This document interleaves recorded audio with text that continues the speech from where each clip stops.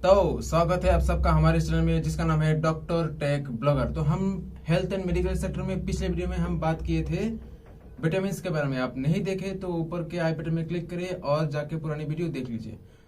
आज हम बात करेंगे एंजाइम के बारे में। एंजाइम क्या है?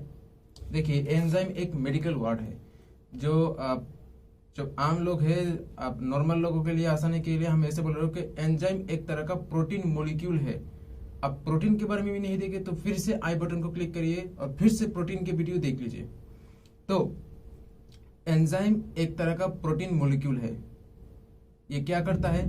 अगर हमारे शरीर में कुछ चीज का रिएक्शन हो रहा है, कुछ केमिकल रिएक्शन, जैसे हम खाना खा रहे हैं तो इसको जो प्रोटीन कार्बोहाइड्रेट फैट जो भी खा रहे हैं उसको तोड़ने के लिए कुछ एंजाइम चाहिए, एक प्रोटीन मॉलिक्यूल चाहिए जो इसको तोड़ता है। अब जब ये खाना हमारे पेट में जाता है, एसिड के साथ रिएक्शन करता है, उसको रिएक्शन को बढ़ाने के लिए फिर से कुछ चाहिए। तो हमारे शरीर में जब ये खाना यूटिलाइज होता है, मतलब पूरा शरीर में डिस्ट्रीब्यूशन होता है, अब हमारे अंदर के जो सेल है, कोशिका है, ये जब ये खाना एब्जॉर्ब करता है, कौन सा खाना किस तरीके से काम करेगा, ये काम करने का तरीके को बढ़ाता है। तो इसको हम एंजाइम कहते हैं, जो काम करने में मदद करता है। जो काम करने में 10-12 घंटा लगेगा वो काम चुटकी में 5-10 मिनट में खत्म कर देता है। इसे कहते हैं एंजाइम। ठीक है।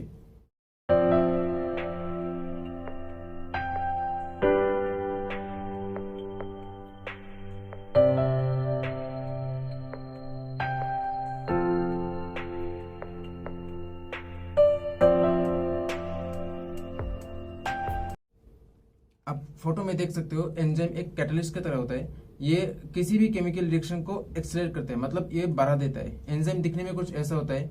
इसका जो एक टर्शियरी मॉलिक्यूल होता है, प्रोटीन का स्ट्रक्चर कैसा होता है मैं बोला था, प्राइमरी, सेकेंडरी, टर्शियरी, क्वाटरनरी। तो मोस्टली ये क्वाटरनरी जो फुटबॉल जैसा बॉल जैसा होता है, बीच में से एक खद्दा रहता है।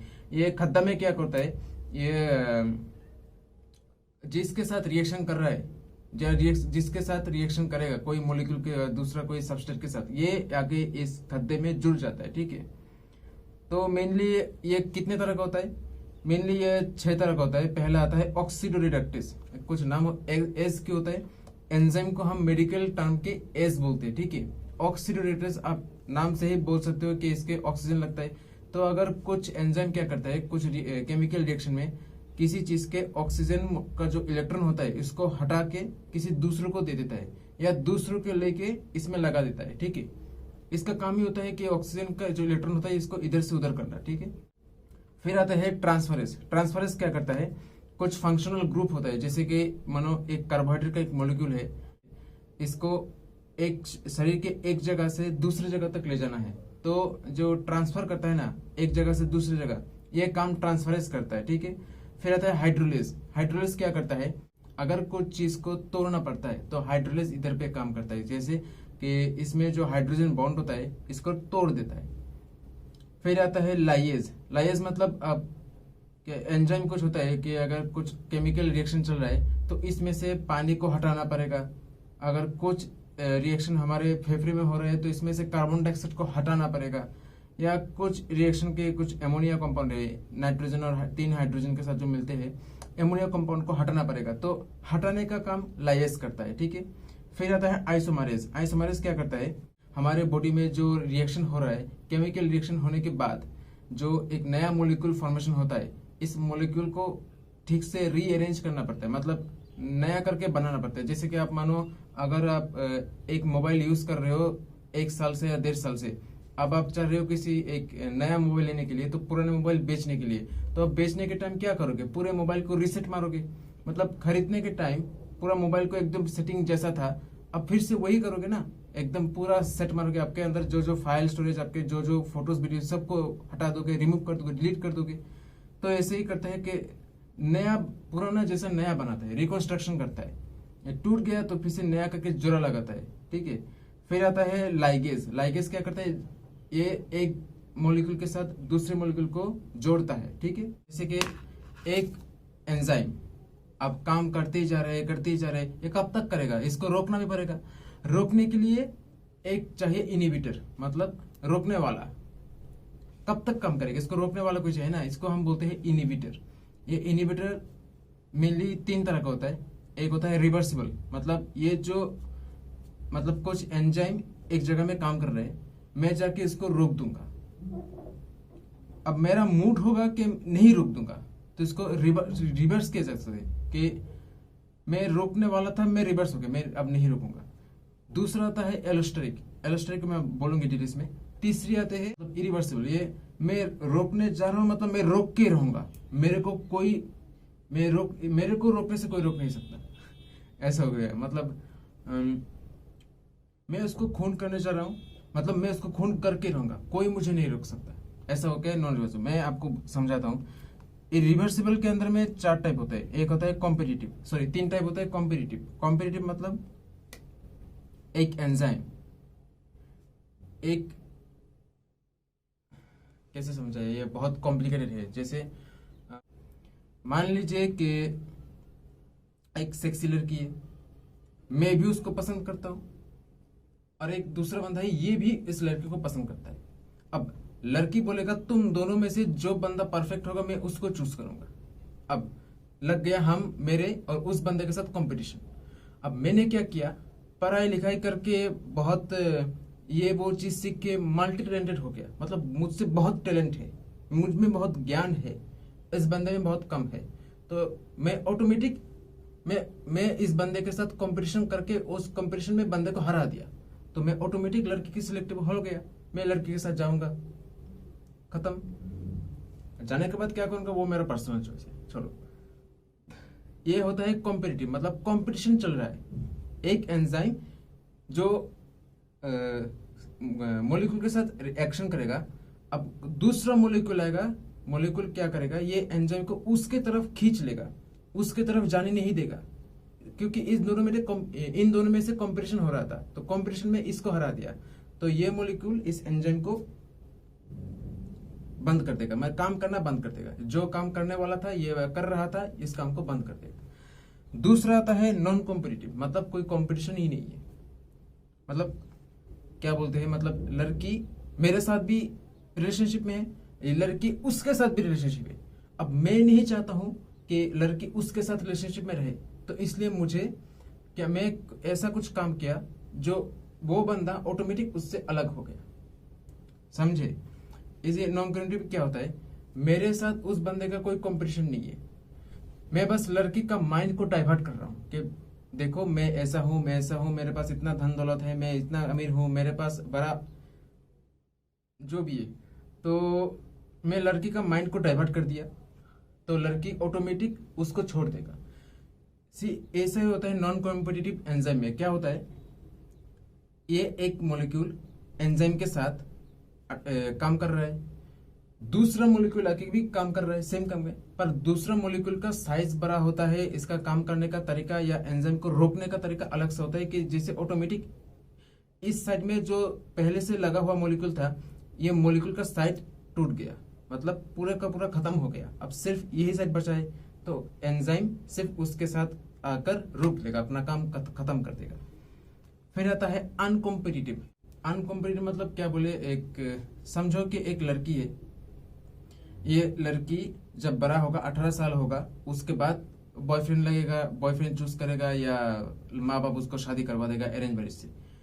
अब मैं चाहता हूं, मैं एक थरकी बुढ़ा हूं, ठीक है, मैं चाहता हूं कि ये लड़की बच्ची है, मैं उसी से बच्ची है, मैं उसको शादी कर लूंगा, मेरे को बस इस लड़की के साथ ही सेक्स करना है, मैं नहीं चाहूंगा कि ये बड़ा हो कि किसी और को चूज करे या किसी और के साथ सेक्स करे, मैं नहीं चाहता हूँ। इसलिए मैं ये बच्ची है, बच्ची को ही सेक्स कर लिया, मतलब मैंने बच्ची का लाइफ बर्बाद कर दिया। ये बच्चे बड़ा होगा, उसके पर्सनल लाइफ होगा, पर्सनल चॉइस होगा, पर्सनल डिसीजन होगा, मैंने इसकी पूरे फ्यूचर ही बर्बाद कर दिया, साथ में उसके माँ बाप ने उसके फ्यूचर बर्बाद कर दिया, खत्म। तो ऐसा होता है कि बाल विवाह जो होता है, अच्छा हुआ भारत सरकार ने ये बैन कर दिया, खत्म, परमानेंटली बैन कर दिया, अच्छा हुआ, क्योंकि लड़की को वुमेन एम्पावर के लिए ये अच्छा है।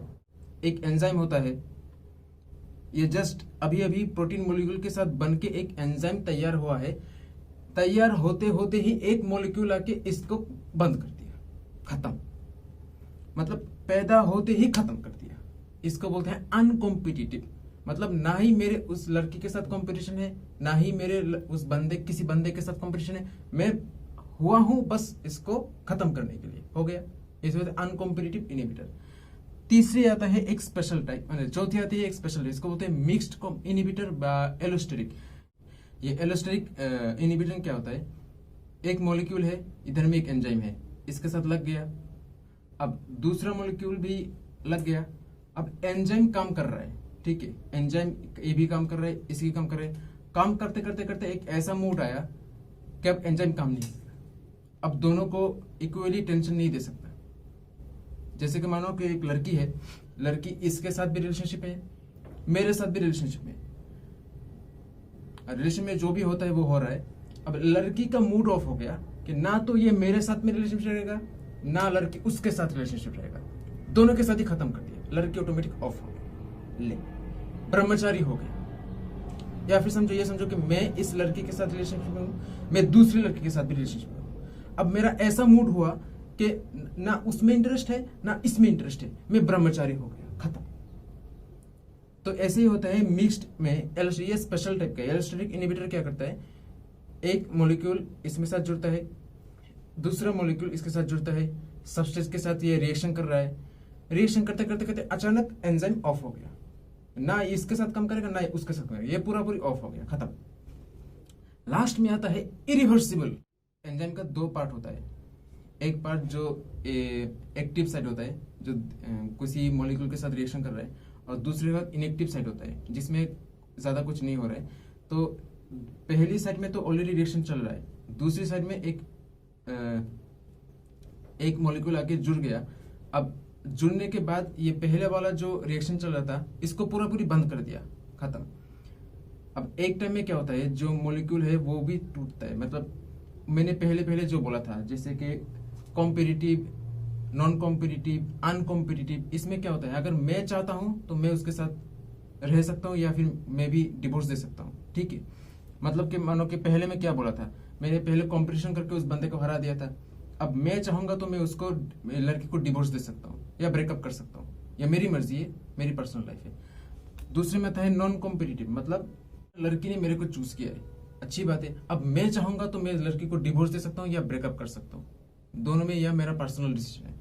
तीसरी में आता है अनकॉम्पिटिटिव, मैंने बच्ची था उसको शादी कर लिया, अब मैं, अगर वो चाहती है तो मुझे डिवोर्स दे सकती है, अगर मैं चाहता हूं तो किसी और लड़की के साथ शादी करूं तो मैं उसको डिवोर्स दे सकता हूं, मेरा पर्सनल डिसीजन है, समझे। मैं अब जो बोल रहा हूँ ये इरिवर्सिबल है, मतलब एकदम सदियों, मेरे बाप दादा के जमाने के, हम सब के बाप दादा के जमाने में पहले जो लोग शादी करते थे तब क्या होता था, एक ऐसा नियम था कि हस्बैंड या पति मर गया तो साथ में अब तुम बहू जिंदा रह के क्या करोगी, तुम भी उसके साथ मर जाओ, जिंदा मर जाओ। चीता जल रहा है तो इसको घर वाले क्या कहते हैं, जबरदस्ती उसको धक्का मार के या खुद चल जाके उसको चीता में जिंदा जला देता था, खत्म। पति मर गया, पत्नी का रहना कोई जरूरत नहीं, उसके साथ तुम भी मर जाओ, जिसको सती दाह बोलते थे। अच्छा हुआ कि राजा राम मोहन राय उसको बैन करवा दिया, बहुत साल से 250-300 साल पहले ये खत्म हो गया, अच्छा हुआ।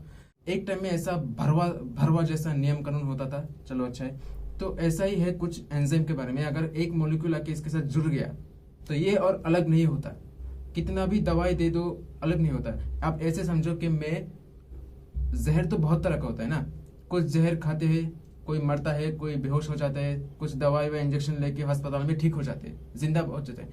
कुछ जहर ऐसा होता है कि एक बार खा लिया तो पूरे मर जाएगा, इसको कितना भी दवाई दो, कितना भी इंजेक्शन दो, वापस नहीं जिंदा होगा। मतलब ये हम बाद में बात करेंगे फॉरेंसिक वाले चैप्टर में। तो एंजाइम इतने तरह का होता है, 4 तरह का होता है, सॉरी 3 तरह का होता है। रिवर्सिबल में कॉम्पिटिटिव, नॉन कॉम्पिटिटिव, अनकॉम्पिटिटिव, एक स्पेशल टाइप होता है जिसको एलोस्टेरिक या मिक्स्ड इनहिबिटर बोलते हैं, और लास्ट में आता है इरिवर्सिबल इनहिबिटर। तो इतना आसानी से सरल भाषा में समझा है, मैं उम्मीद करता हूं आप लोग थोड़ा बहुत समझे होंगे। देखिए आप मैं बात बोलूंगा, आपको समझने के लिए आपको किताब तो पढ़ना पड़ेगा, जितना पढ़े लिखे होंगे आप उतने ही समझदार होंगे। मैं आपको ये सब क्यों बता रहा हूँ, क्योंकि आने वाले मैं जो टॉपिक के बारे में बात करूंगा उसमें ये सब चीज, मेरे सब पुराने बेसिक वीडियो आपको बहुत काम लगेंगे, ठीक है।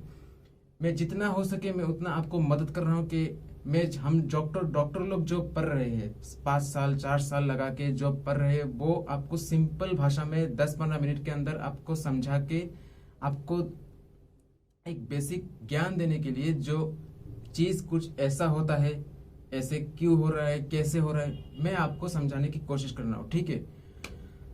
तो बस आज के लिए बस इतना ही, हम फिर मिलेंगे हॉर्मोन्स लेके, ठीक है, बाय।